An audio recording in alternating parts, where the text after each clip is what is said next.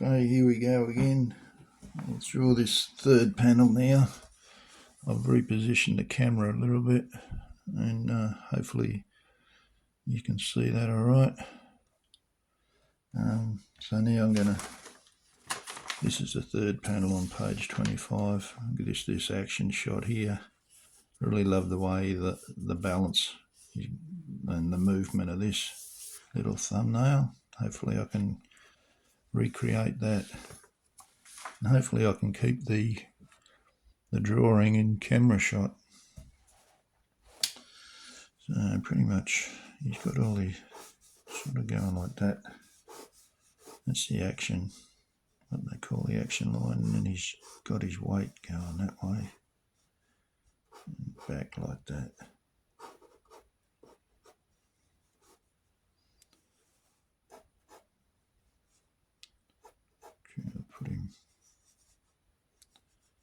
Trying to put him back that way a bit further to the right of the panel.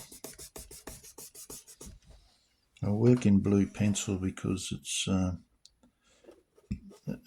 after I ink, it's easy to, I don't have to worry about rubbing out the construction lines or my penciling underneath. With a graphite pencil, you've got to rub it out, otherwise it well, that makes it easier to prepare for print.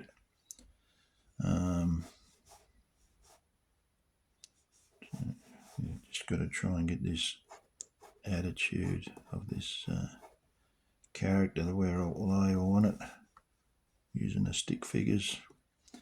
Now I've got him fanning the gun. That's what I like to do, have him fanning. That's apparently real gunslingers in the old days didn't fan, the good ones didn't fan their pistols when they were shooting, but it looks good, I reckon. Just something different. I'm going to get him right down. Get that head lower down like that.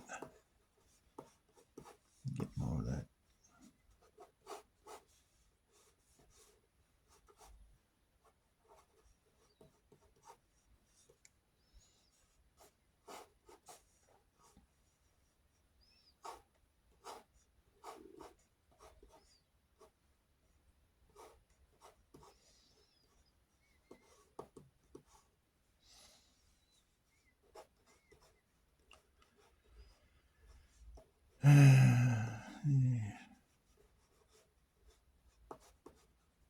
What's been going on, I wonder. I don't know what to talk about.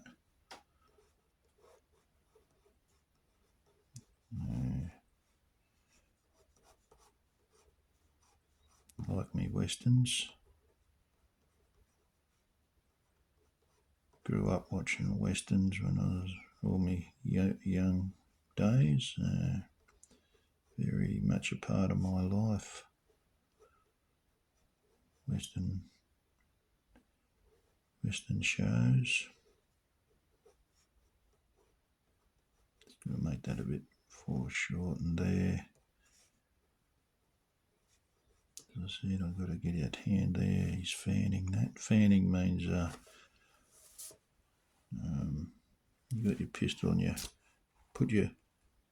squeeze the trigger. I'm pretty sure that's how it works. And just keep the pressure on the trigger and just hitting the hammer like that. And each time you do that, the barrel or the cylinder containing the cartridges rolls around, and when it releases the hammer goes forward, the firing pin strikes the cartridge and off it goes, and then you don't have to pull the trigger, it's already compressed, so you just go like that, bang bang bang bang, real quick. But because you're hitting it like that, you're not real accurate. I think that's why they said the good gunslinger didn't fan.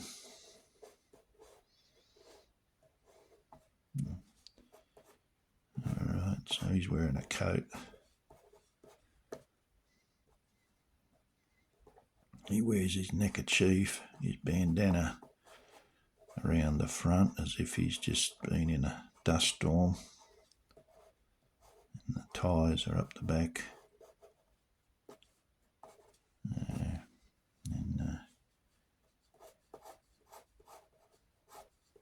Got the hat down nice and low over his eyes.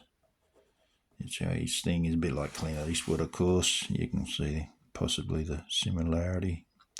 My sister was here the other day and she said he looks a bit like Clint Eastwood. Cock that up there like that.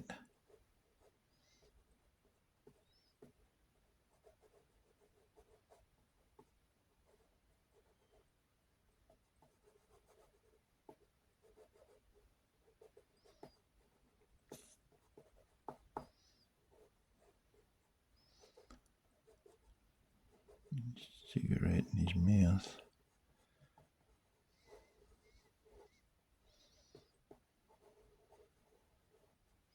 He's got sideburns.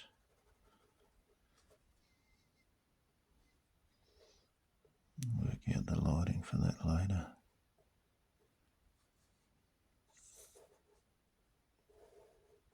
Got a bit of a curl on his hat, not like Clint Eastwood's flat Stetson or whatever it is. He's got a fairly high crown on his hat. Of course, Rick McClune is Australia's great cowboy hero at the moment. I did one story for Gary Della working on Rick McClune. It was really, and actually Jim Broadhurst wrote that one, and it's a bloody good story. He writes a good western, James does.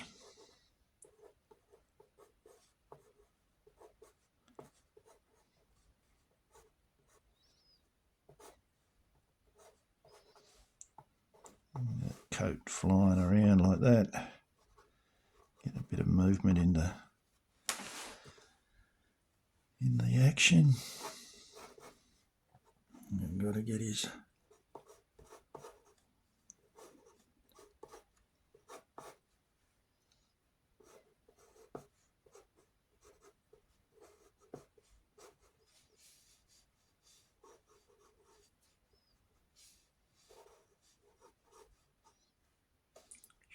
might bring that knee up to the same height as that.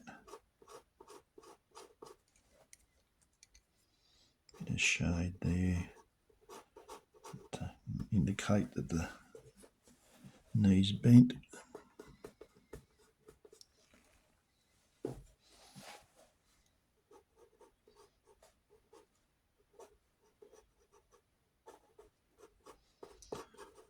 I'll put that there like that. His shoes are just out of, his boots are just out of sight. I'm not sure if I'll draw them in or not.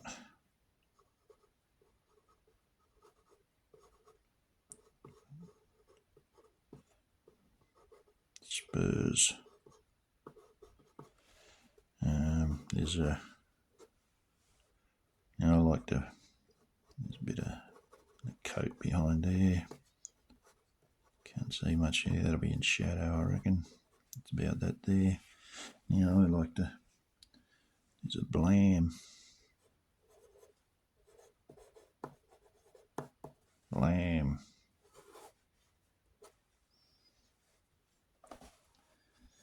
And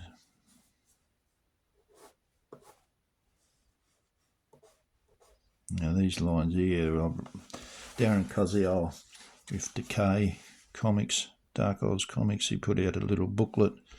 Pretty sure it was in that. And a booklet about comments from comic creators, how to tips and tricks on creating comics. I think one of them said, I can't remember who it was. I won't name him if I do remember anyway. But he said, oh, you shouldn't put these movement lines in a drawing, because if you're a good enough artist, you can tell what's going on without using them. Well, I don't see it like that. I use them because, well, I see them as a tool. It's a bit like speech balloon. You don't see them, but we put them in. It helps you indicate the movement. Blam. You don't see that, but we write it in. And this helps indicate the direction of movement. And it's like a tool. It's part of an artist's, comic creator's tools, box of tricks to have them. It's part of comics. So I reckon if you need them, use them. Don't be constrained by someone saying, oh, you can't draw if you use them.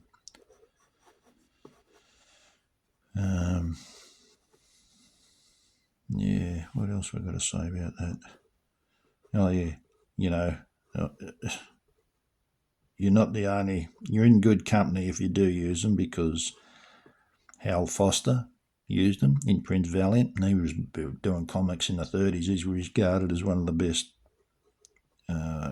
artists everyone looks up to. Jack Kirby used them. John Buscema used them. You could rattle off thousands of great artists who use these movement lines. So don't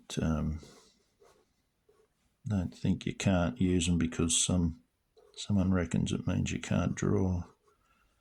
I don't agree with that at all. As I said, I think that's part of the cartoonist's arsenal of tools. It's in his toolbox, or her toolbox, to use them. All right, well, that's that one done. I hope that's all in frame. And I'll finish there. That's a nice short video. And catch you on the next one. Look after yourselves. Cheerio.